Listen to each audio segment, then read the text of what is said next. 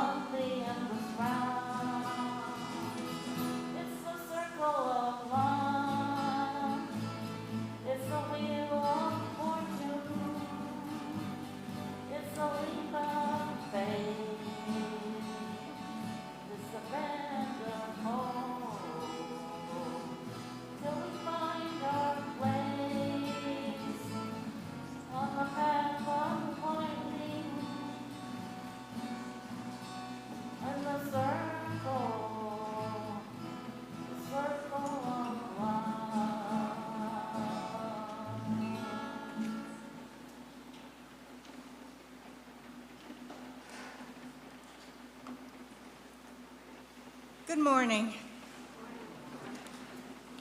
Welcome to First Parish in Needham, a Unitarian Universalist congregation of humanists, theists, atheists, agnostics, seekers, and interfaith families. My name is Susan McGarvey. You can learn more about all that's happening at First Parish by going to our website, uuneedham.org, and signing up for our weekly email newsletter, or by following us on social media. Our order of service is online too, at the QR code in your pews and at the website uuneedham.updates.church. Please speak with our ushers and Zoom hosts if you have questions or accessibility needs. At First Parish, we covenant to live out our shared values of the inherent worth and dignity of every person, respecting the earth, and co-creating beloved community. Whoever you are, whoever you love, whatever your background or identity, whatever your age or stage, whether you walked or rolled in, and wherever you're participating from, you are welcome here. I have been a member of First Parish since 2014. I've made many friends, and I've found a community that cares for each other, and works to act on issues important to us. Please stop by the Green Congregation table at social hour today to see a hands-on display and get your questions answered about recycling and reuse. Welcome again to everyone here in the building and online. We are so glad you're here.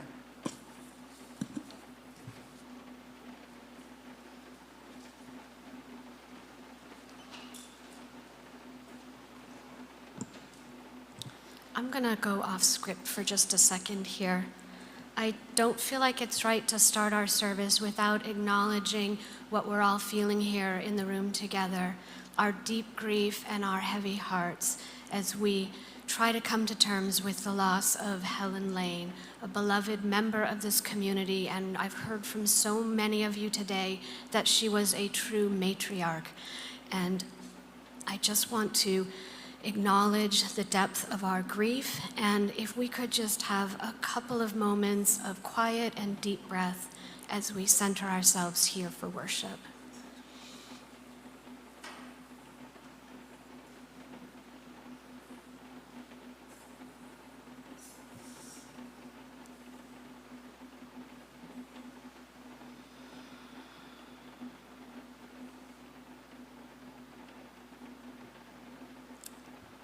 Amen. Our chalice lighting this morning is written by Sherry Woodbury, and it is alive in all creation. Spark of the Spirit, cupped in earth's embrace, light of love, alive in all creation. As we kindle this flame, we rekindle our connection to the sacred web of life. Please join in singing our first hymn. It's hymn number 100, Peace Like a River. And the first three verses of this hymn were written by Reverend Marvin Fry, a 20th century Assemblies of God minister and composer. And the verses 4 through 6 were written anonymously. Because I didn't want to make it easy on you, we are singing verses 1, 3, and 6 this morning.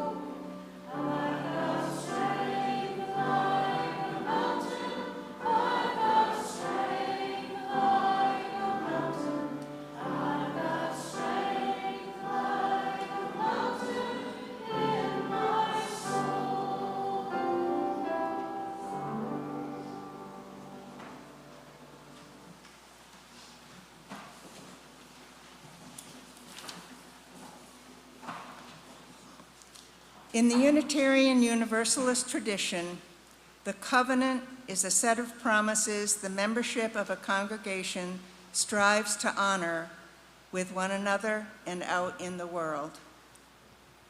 Though we cannot all gather together in person during this time, we strive to live these promises every day. Please say along with me the words of our parish covenant, as in your emailed and print orders of service. We gather as a loving community to encourage and comfort one another. We gather as a diverse community to support each other in our search for spiritual truth. We gather as a service community to live our beliefs through action and care for our world.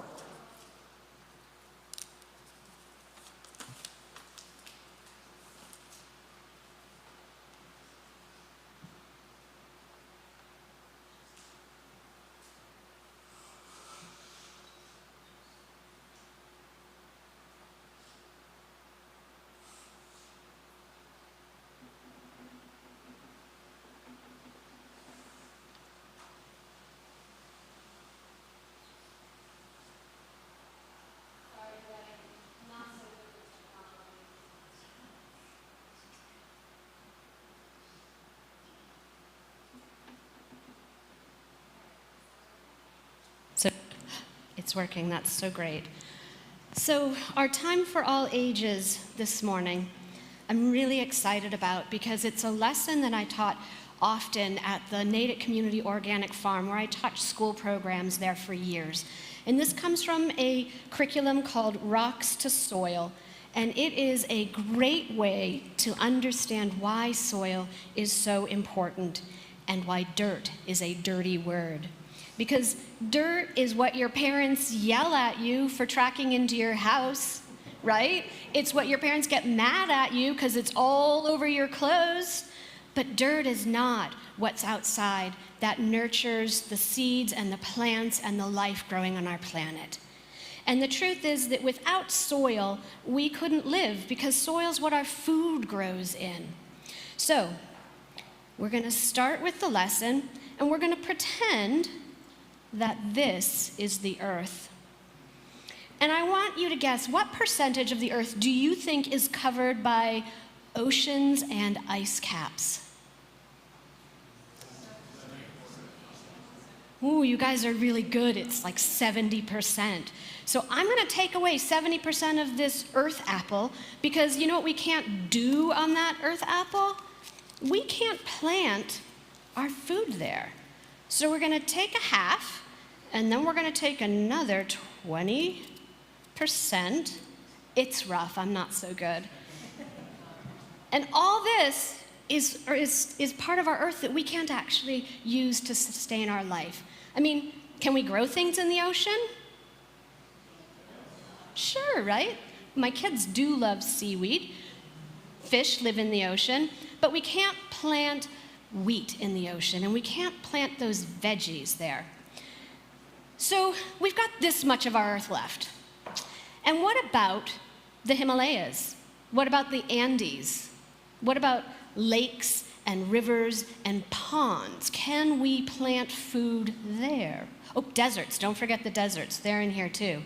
Can we plant food there? Not so much. So back to my guesses, what percentage of the earth do you think is covered by those things? 75? No, that's too high because it's coming from this roughly 30%. It's 25%. 25% of the earth is covered by mountains that aren't plantable, lakes, rivers, streams, and deserts. So I'm going to guess at what 25 is. So there we go, and we're going to put that with our other pieces. And this is about what we're left with. But you know what the funny thing is people have had a big impact on this planet. We have cities, we've got shopping malls, parking lots, roads. What percentage of our earth do you think we take up with where we live?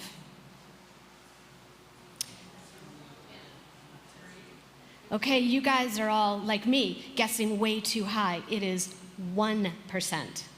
So we'll take a sliver of this away. And this is where we get to the really good part of this lesson, okay? This is the amount of land out of the whole earth. So look, whole earth, this is what we can plant on, okay? It's very small. And I don't know if you guys know this, but topsoil, that's the most fertile soil for planting in, is only the top 3 to 10 inches of the soil. So we're gonna go like this because it's not actually this whole wedge that we can use, it's just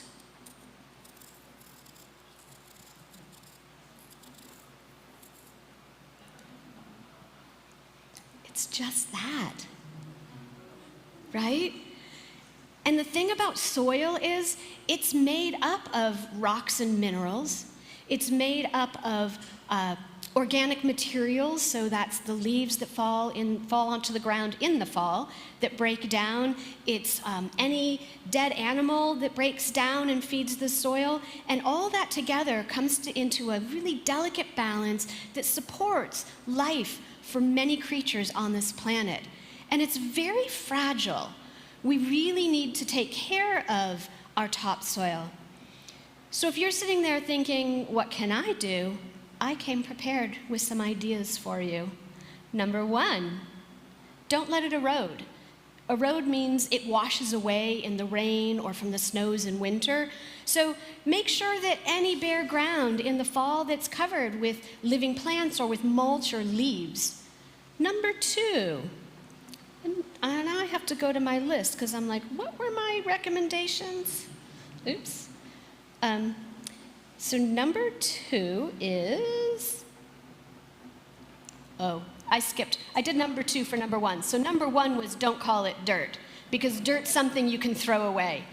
Don't call it dirt. Remember that it's soil because it is a sacred thing. 2, don't let it erode. 3, don't poison the soil with chemicals. Don't use herbicides. Herbicides kill things that we like to call weeds, but other people call beautiful plants. Don't use pesticides that kill insects, because in 1 teaspoon of topsoil, there are over 1 billion microorganisms living. And when you put chemicals in there that kill insects, you're killing some of those cells that we really need for our healthy soil. And then number 4 is use organic fertilizers. Use compost and other things that feed the soil and other creatures that live on or in it. So go ahead and sweep up the dirt, throw that out, but as soon as you go outside, remember to be kind to our soil. Remember to offer it loving care and treasure it, because we all need it to survive together. Thank you for listening this morning. I really appreciate it. Our Liz Rover-Bailey is leading our children out for their religious exploration classes. And if the rest of you would join me in singing Long Time Sun, the lyrics are found in your printed and online orders of service.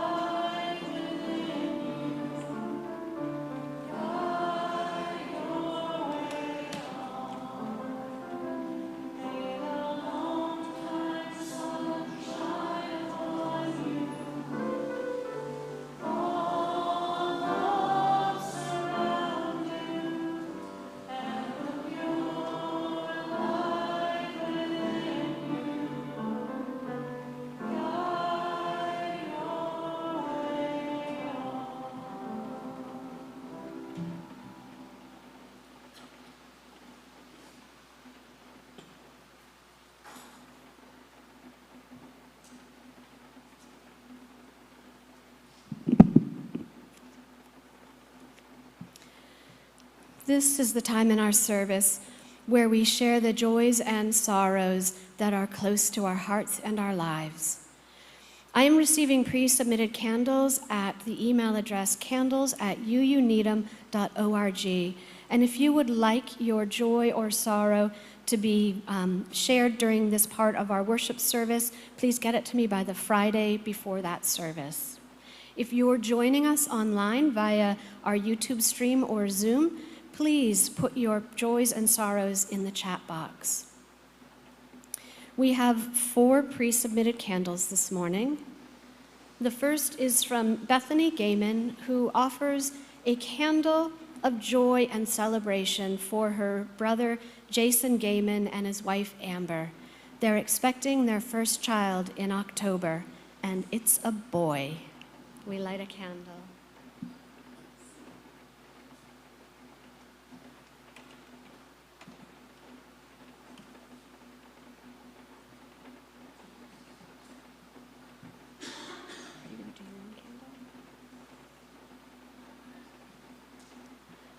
Tom Pugh offered a candle of sorrow for his dear friend Tommy Barone, who died on Saturday.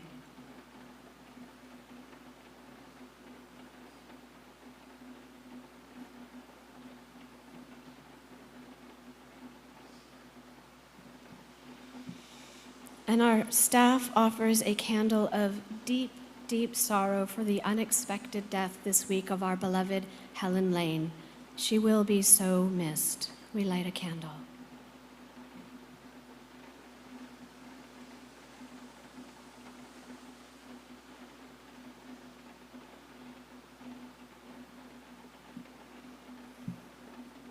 And now, if you're here in the sanctuary, I invite you to come forward to share your joy and sorrow.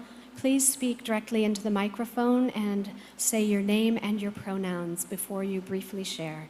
Thanks.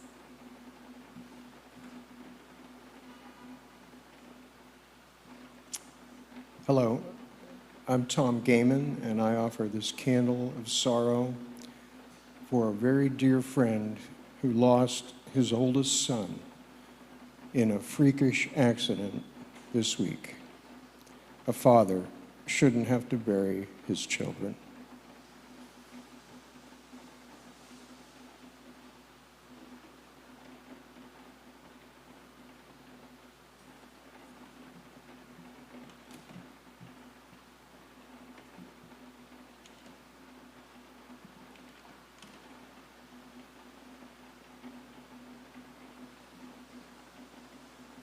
I'm Judy Hadrick, and this is a candle of concern for my sister-in-law, Andrea Bullard, who has suffered a broken leg in a fall, and with the trauma of the fall, has to undergo permanently dialysis, which is a real game changer for her and the family. And fortunately, she is progressing, but it's been a really rough ride and a really traumatic experience for her husband, my brother. I also want to add, may not be the most appropriate place to add it, but my playing today, I dedicated to my friend Helen Lane.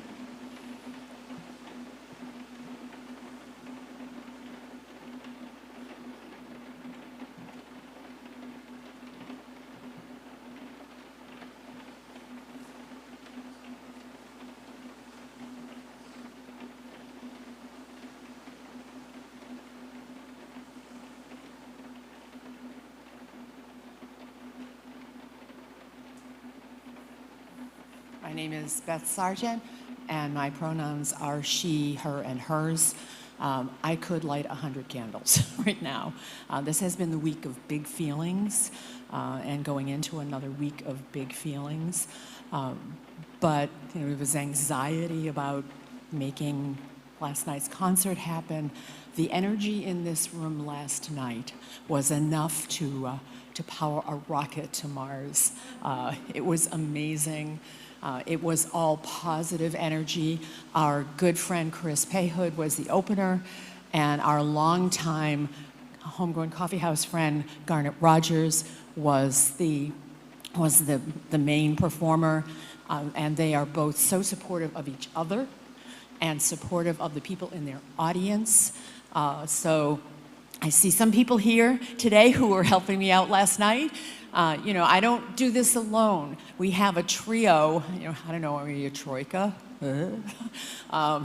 So it's Chris Payhood and me and Tom Gaiman who are running the various aspects of the Homegrown Coffee House series. But I just have to tell you, this room was packed. It was just short of a sellout, which is my favorite kind of show because it means we didn't have to turn anybody away, and the performer felt really loved. Garnet is an incredible performer. If you ever have a chance to listen to him, to go see him preferably, he is a riotously funny in a very Canadian way, very dry, with the most amazing stories and the timing that is so perfect. And his songs are just heartbreakingly beautiful.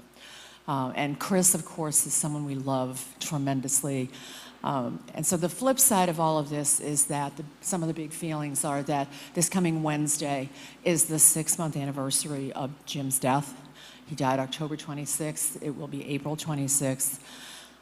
Ironically, he died on a Wednesday, and the 6-month anniversary is a Wednesday. So it's kind of feeling very large.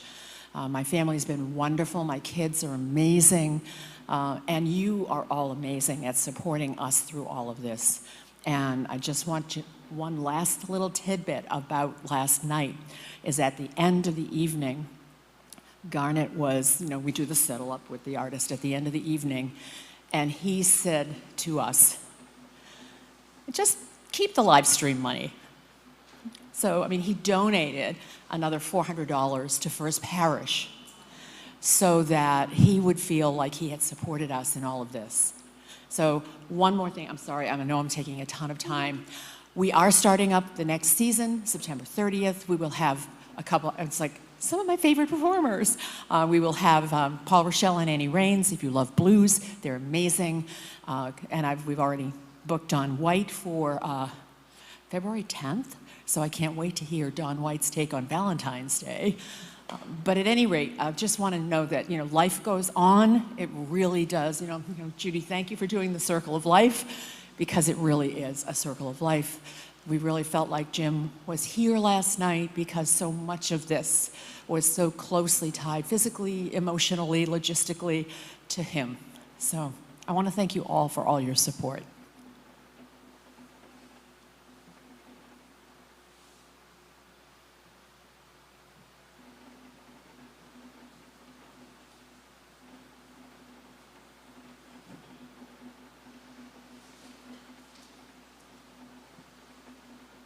I'm Eleanor Rossellini. I'm lighting a candle of gratitude. Feels so great to be back after my mid-March surgery. My recovery took some unexpected paths, but I want to thank you and this beloved community for all the love and support that I received. This is why I don't usually do candles, because I'm a crier. I want to thank people for the support, for the encouragement, for the lovely surprises, for the help. It really meant a lot to me. Thank you.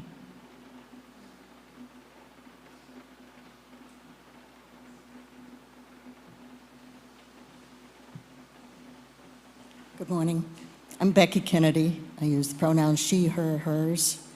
And this candle is for support and mindfulness of an aspect of all that the strife going on in our world right now. We're particularly mindful in our family of members who are trying to make strong, sensible, safe decisions about helping families, their family, get out of Taiwan. And there are other families worldwide who are trying to figure out how to help their families left in the Sudan, or certainly the Ukraine, and so many other places that are in really dangerous turmoil. So just to keep them in our hearts.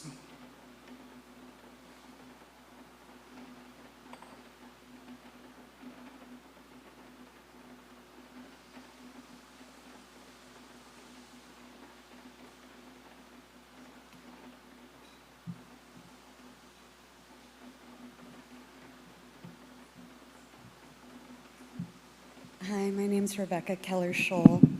My pronouns are she and her. I'm learning of Helen's passing. I was very emotional, as I'm sure many of you were, but I also had a smile on my face for all of the joy that she brought into my life and so many lives. And with any great loss, there's also this beauty of a community coming together. I want to light a candle of gratitude for Amy and Tony Chikala, who took in Marco, Helen's cat. One of the texts that, like, after 15 minutes, I think I texted Dora and Katie, and I was like, who's taking care of Marco? Has Marco been fed? And of course, it was already taken care of and done, and that's such a beautiful thing about being in community together.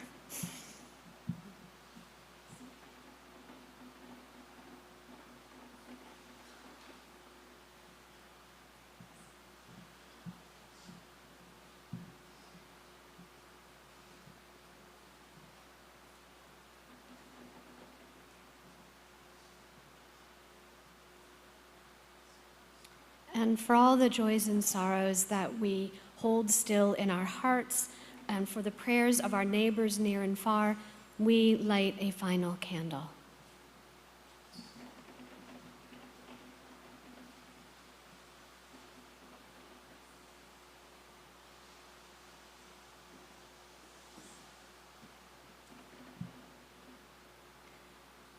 May the peace of this sanctuary be felt too wherever you are participating from, as we remember that even though worshiping in different times and places, we are all still deeply connected.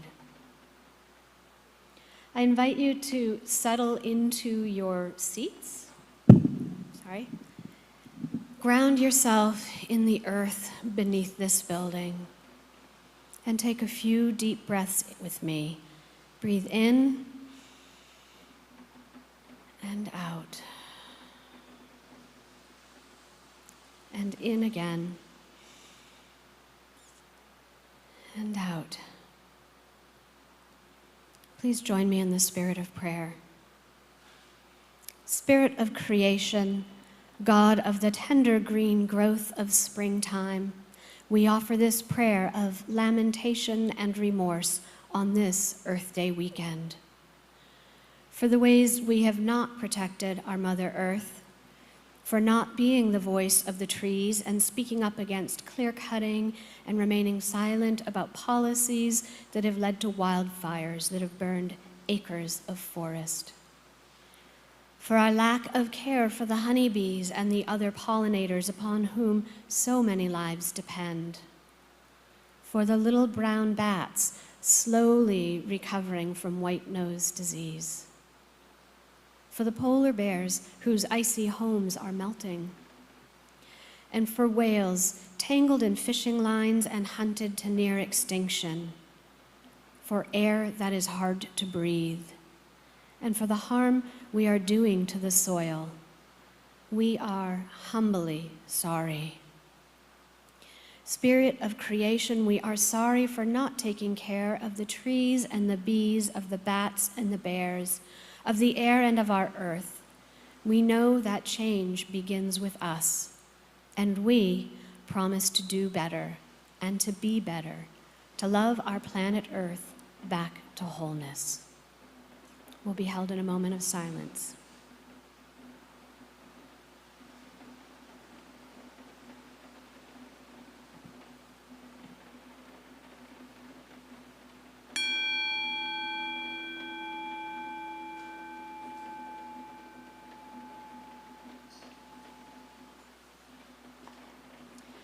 Our meditative response this morning is, I know this rose will open.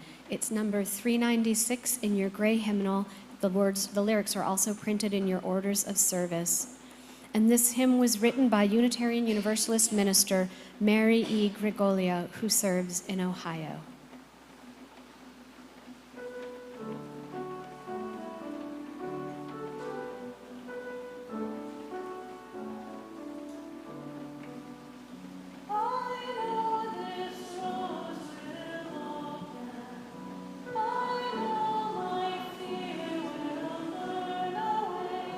I know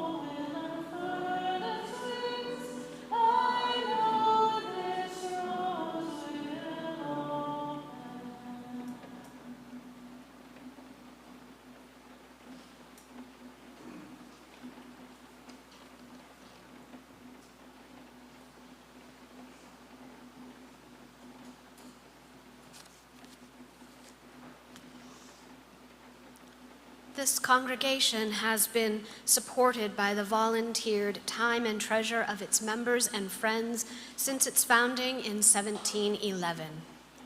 This is the time in our service when we, the modern stewards of this church, offer what we can to build and sustain the congregation and the world that we envision.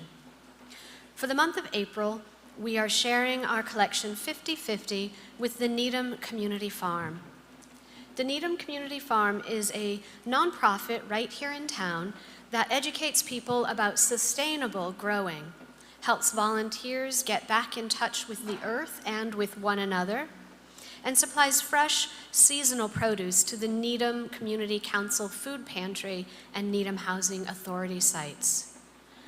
To donate to our collection, you can use one of the 3 different methods that are amply explained in your orders of service, which are that you can text to give at 73256, you can donate through our website under the giving box, or you can write a check or put cash in the offering plate, and you can mail it to 23 Dedham Avenue. All these details, as I've said, are in your orders of service, and whatever way you give, please be sure to specify whether your gift is for the Sunday collection or for your pledge. Thank you for all your support for First Parish and our community partners, and many thanks to Lynn Jakowski for the flowers given in remembrance of her mom, Sally Robbins, who was a prize-winning horticulturalist for her gorgeous spring gardens. May the ushers now please come forward.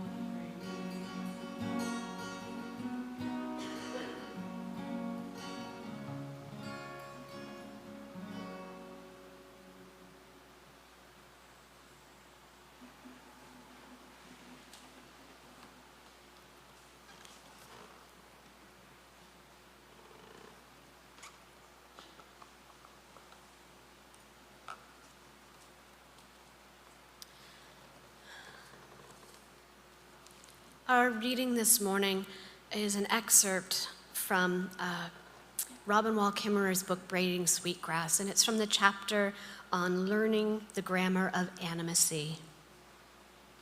When I'm in the woods with my students, teaching them of the gifts of plants and how to call them by name, I try to be mindful of my language, to be bilingual between the lexicon of science and grammar of animacy.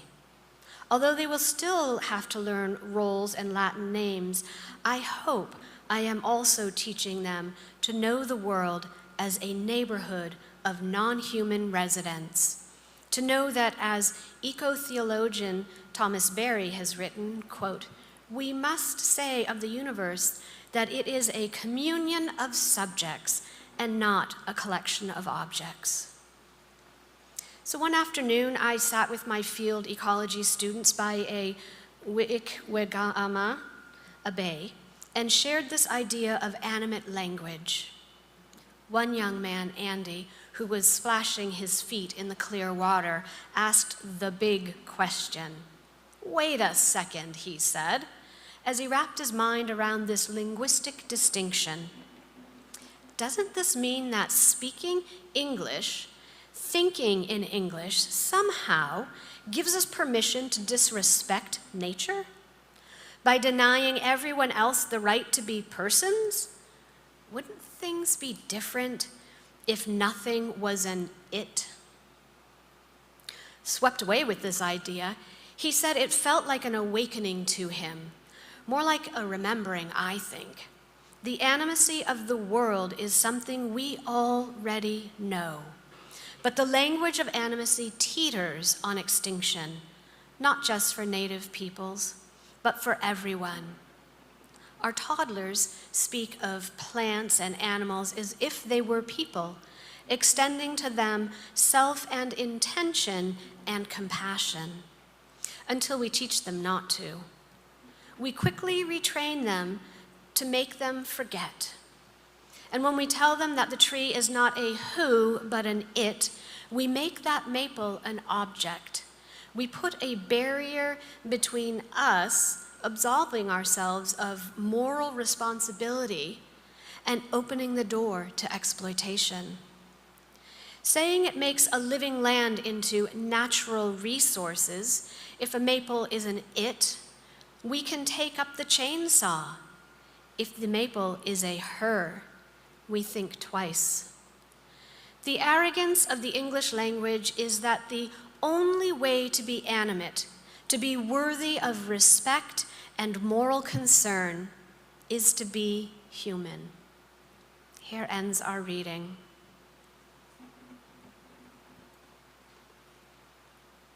I'm just going to take a really deep breath right now because I forgot to insert my sermon into my... This happened once before, but it wasn't a forgetting, it was an error. So I am going to speak from my heart and try to remember my love letter to this planet Earth. So I have to confess that I love Earth Day, and I also kind of hate it, because every day should be Earth Day. Every day we should go out and look at the world and be glad that we live in, among, and with it. And as Robin Wall Kimmerer describes in the animacy reading we just read, toddlers know that language well of animacy. And I need to confess that I was that child who always had rocks in her pocket. Everywhere I went, I picked up rocks, and I loved them. They were brown, they were gray, they were tan. They were not sparkly and shiny. They weren't polished, but to me, they were treasures. And when I would go and say to someone, "I have a treasure, and I want to show you," and I opened my hand, they looked really dismayed, like, "That's not a treasure, it's a rock, Dara." But to me, they were beautiful, and to me, they were beloved. And I feel like this discussion of language can't leave out and forget biblical language about our earth. When we look at the Genesis creation story, The primary one that everybody knows is that God creates the world, then God creates human beings, and then God says to the human beings, you have dominion over all living things. Dominion over. Dominion over suggests that they belong to us, that we have the right to take and to do and to use and to exploit. As Robin Wall Kimmerer said, they become a natural resource. But I've also heard other translations of this word, and it wasn't dominion that was used. God said, you have stewardship over all living things. Stewardship is such a different word. Stewardship means I am responsible for loving and caring for that planet Earth. I'm responsible for making sure that we take care of it, that we don't harvest more than we need, that we don't strip mine, that we don't do all the many things that have been done in the name of religion. And here I want to pause and remind us that Unitarian Universalism is a religion too. And what does our religion tell us about our planet Earth? Our religion says that we need to respect and promote the inherent, I'm going for the first one because I always think of all people as human and non-human people, but I think that ties in, but also respect for the interdependent web of all existence, of which we are a part. We can't separate ourselves from creation. We are a part of it with creation. So I also, in the furtherance of my Earth Day love, need to tell you one more secret about me. I am someone who talks to her houseplants. I tell them how much I love them. I talk to the gardens in my yard and tell them how grateful I am for the abundance. I talk to the birds that sit outside my office window, and I love listening to what they have to tell me. And when I'm out walking with my dog, Percy, in the woods, I talk to him, of course, because who doesn't talk to their dogs? And I talk to the trees, and I tell them how grateful I am for their shade and for the amazing aroma that they offer us. And my dog Percy offers his gratitude for the river and the lake that he gets to swim in on hot summer days. So back to Robin Wall Kimmerer and her animacy class, and she also tells a story about a writing group that she led. And in that writing group, they were writing about the relationship, human and nature. And people were waxing poetic about how they love nature, how peaceful they feel when they're out in nature. And she stopped them all flat with one question. Do you think the land loves you back? They didn't know what to say. Does the land love us back? And I would have to say that being someone who talks to plants and animals, I do think that they love us back, even when I'm scolding the squirrel for taking a bite of a tomato and leaving the rest, right? I think the earth does love us back in its own way. It's hard for us to grasp the idea that there's love in a rock, but if we go back to the basic premise, back to the creation story, that there is a spark of the divine in all of creation, then a rock can offer love, and my houseplant can offer me love, and the birds, as they sing so loudly outside my window, are offering love. And what would our world look like if we lived our lives as though we were in intimate relationship with the world? If we saw the squirrels and the gray heron and the plants and the insects as our siblings, part of all the creation made together, interdependent and loving. I think that is what our Unitarian Universalist principles call us to do. to respect the inherent worth and dignity of all people, human and non, to respect the interconnected web of all existence, because let's be real, folks, we are dependent on that little wedge of topsoil. If we don't love it and care for it, then we don't exist anymore.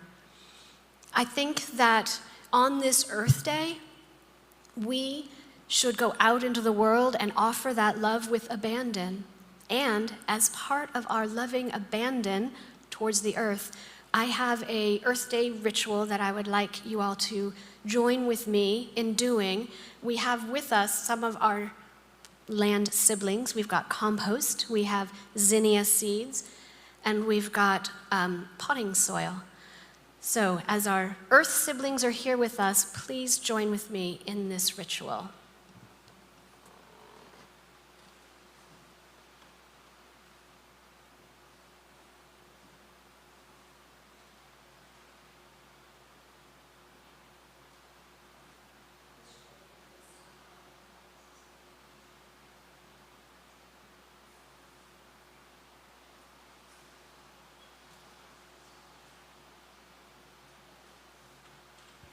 Is it working? There we go. So, on this Earth Day weekend, we honor our Mother Earth. And this morning, we join together in a ritual to honor the interconnected web of all existence, to recognize our relationship with all of creation, human and non-human people together. And in community, we will bless these zinnia seeds. We're also going to, we'll bless the seeds as a symbol of all the seeds germinating and growing within the earth this spring, and the life-giving topsoil throughout the world, as represented by our potting soil and our compost. When these seeds grow, may they be a reminder of our shared community of human and non-human people together. We will begin by blessing the soil that's here in the sanctuary, as well as the seeds that'll be nurtured by the soil, and then you'll be invited up to our communal table to take some of the seeds and to sprinkle them on top of our pot. And as you do this, I'd like it if you could offer either a silent prayer or a heartfelt wish for their well-being and their growth. Remind yourself that the soil and the seed of our common ancestor, the Mother Earth, who holds and sustains us. And when you leave the table, please take a little packet of your own zinnia seeds to plant in your garden. So when these flowers grow, we're going to plant them by the Lincoln Street entrance. So if throughout the summer you'd like to come by and visit them, please do. But every time you see the seeds growing in your home, you can know that their siblings are growing here at our church. And if you are joining us remotely, I am happy to send you a packet of seeds if you email me at internminister@uuneedham.org, and I'll post them for you, or we can work a time for me to leave them in the office. And also, if you joining us remotely, if you could offer your love and blessing as well, because I believe that blessings know no spatial or temporal boundaries. So, one last request, send me photos at my intern minister address of the flowers when they grow so I can post them on our Instagram and everyone can see. And now that we have all the business taken away or done up, I want to take a deep breath before we begin our ritual. So if you could join me again in centering yourself here in our earth. Breathe in and out. One more breath in and out. If you would please hold your hand and direct it toward our seeds, our compost, and our soil as we offer this blessing. And direct your hearts toward this table. generative spirit of life and love. This morning we offer our blessing for the seed and soil people that embolden life and embrace decay. Within the soil is the cycle of life, and within the seed, the rebirth of hope. May they together remind us all of our interdependence, seed upon soil, hummingbird and bee upon flower, and the soil upon the dying flower. May we, the human people, be spiritually sustained and nurtured by these connections. May the flowers that bloom connect us and fill our hearts with joy and love for all of creation. May it be so, and amen. I invite you to come forward to scatter your seeds and to please take some seeds with you to grow at home.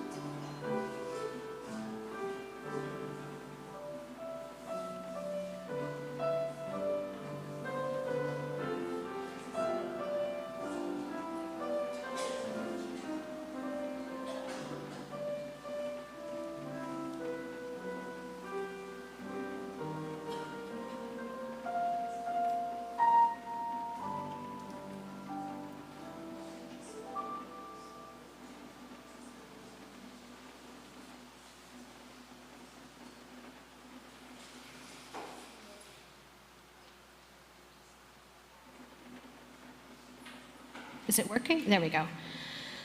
So now that we have planted our seeds, the next step is to put them to bed. So I'm going to take some of the compost and I'm going to sprinkle it over the top and put our seeds to bed.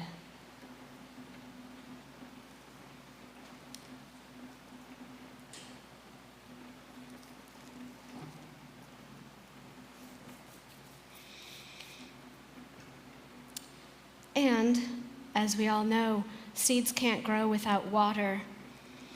And we have this water that was from our in-gathering service last fall. It's the water that you all shared from your travels over the summer. It represents our community and the love we share for one another. So we will use this water to nurture our seeds and to help them grow. Spirit of life, of rain, of lakes and rivers, we lift up our gratitude for this life-giving water. We offer this water to the seeds. Oh, sorry, I skipped ahead.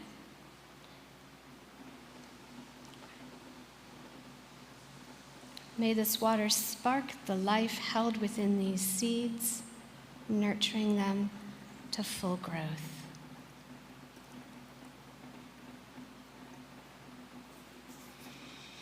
Amen.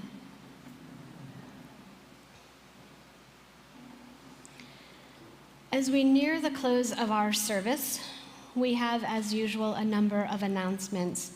The first of which, as always, is to please join us for fellowship in Parish Hall after the service. And if you're joining us online, please do log into the Zoom room and join in the fellowship time there.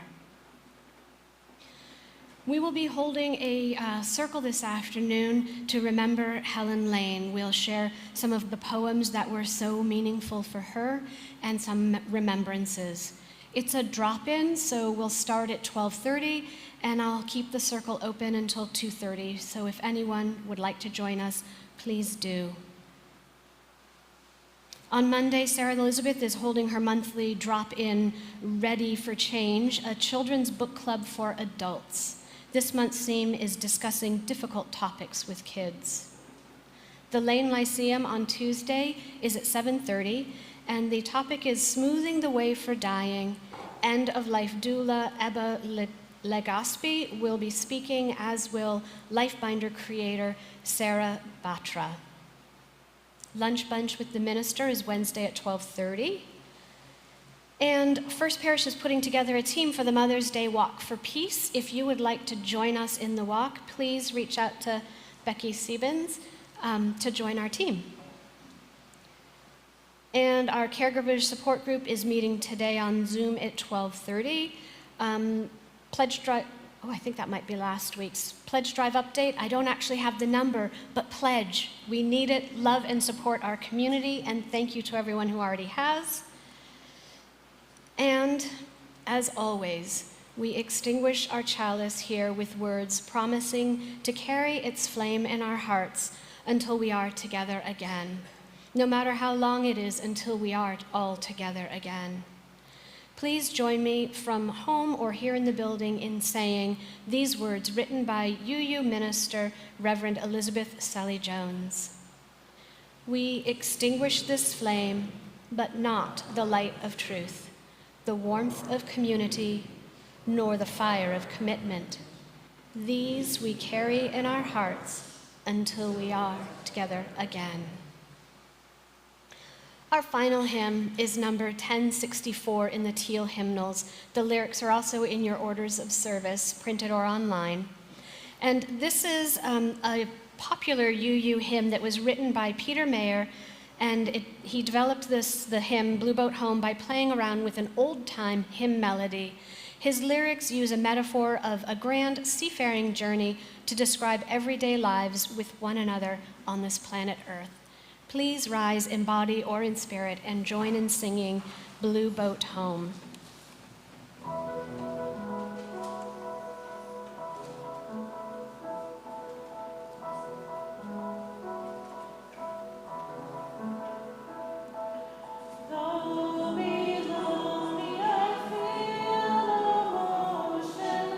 Standing on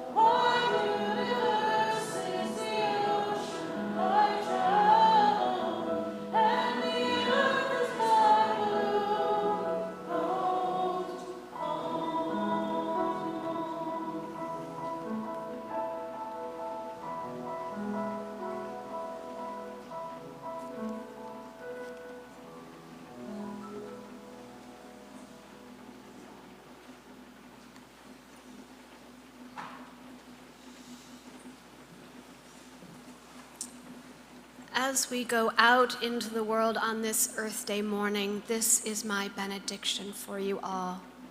Speak the language of your hearts to the non-human people in your world. Hug a tree. Whisper your secrets to the dandelions. Spend some time listening to the rocks. Offer blessings to your zinnia seeds as you plant them, and lavish love and encouragement upon them as they germinate and grow. Remember that the earth and all of creation are our siblings. May you be extravagant in your care and gratitude for our beautiful planet.